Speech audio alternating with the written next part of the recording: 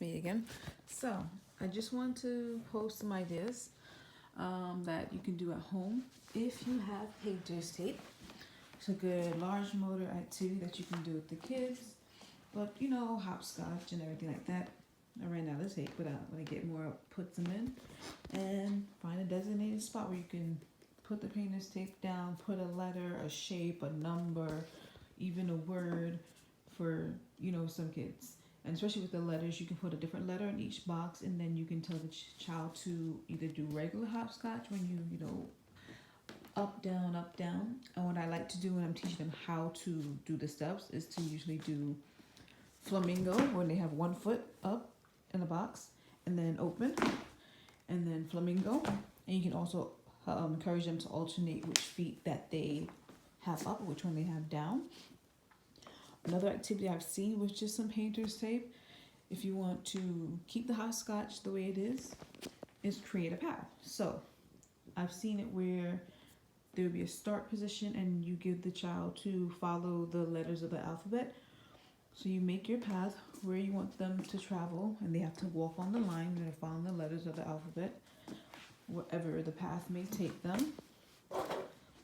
And you can even give them some, especially at the joints, would be a good part to get them with cues, where to stop, turn, so they can stop, figure out which way to go, whether they're going to the right or they're going to the left.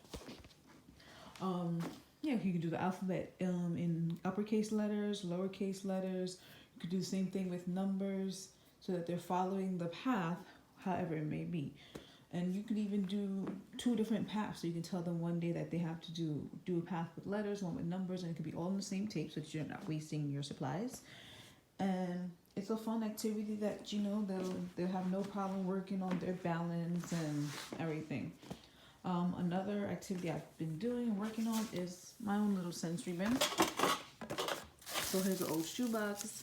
I already had some shredded paper from the shredder, but I had suggested earlier, like, you know, if you have junk mail, you can have your kid help you out at the office, especially if you're working from home, and help you with your child's safety scissors.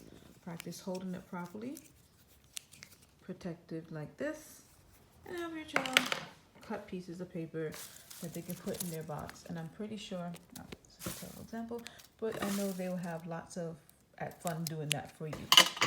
Inside my sensory box, I put in letters.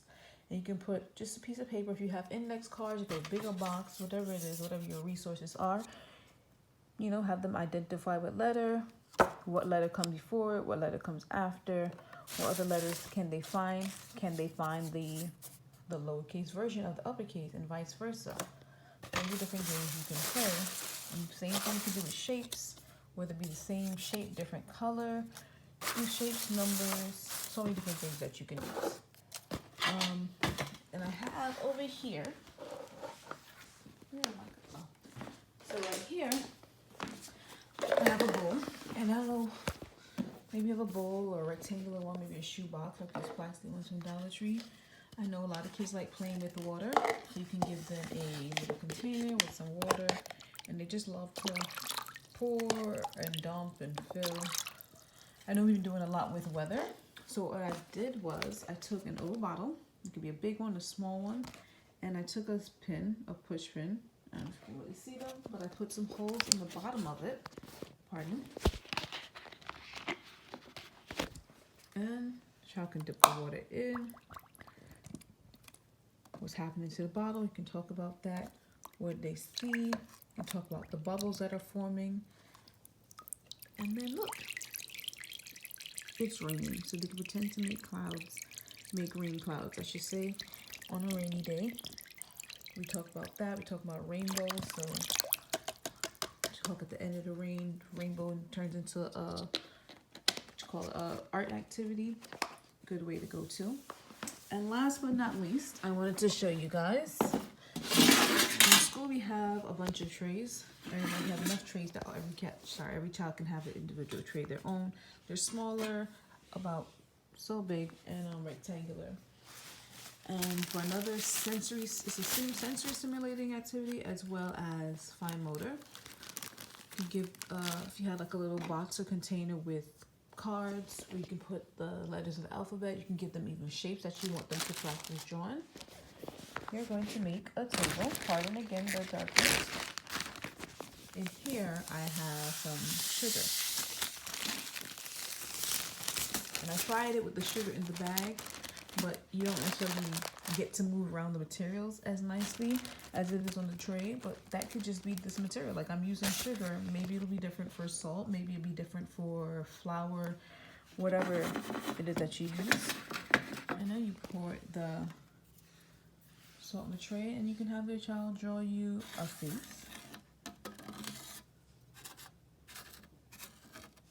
Or shake. Start again. Let's draw a house maybe. What shapes do we need for a house? I like to draw some houses with triangles and long rectangles. Or shake. Maybe some squares. Maybe a joint house. But there's so many different ways that you can do it. You know, you can write the letters. My name starts with E.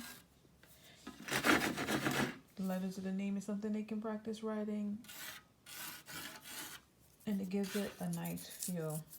If you want a good idea, is put another cloth or something underneath it so that it's not necessarily on your floor or whatever. If it's on your tablecloth, then fine. Like I said, try it out with different materials. Flour, try it out with salt. This is sugar right here. It's pretty coarse. That's something you can talk about. You can even compare and contrast the differences in textures of salt and sugar because one is more coarse than the other. And last but not least, a nice fun science activity that another teacher had suggested. Salt, flour, sugar, and I think she said black pepper. And basically in a container, or rather clear cups if you have, then you can have the children put some water inside, give them a little bit of, let them feel and explore each material. And then the question is, which one will dissolve first? So you can have them think which one is going to basically like disappear so you can't see it anymore first. You might want to try it with regular clear water, or if you have food coloring dyes, you might want to try it with that and see if that makes a difference. But just some fun science activities and everything I can give you.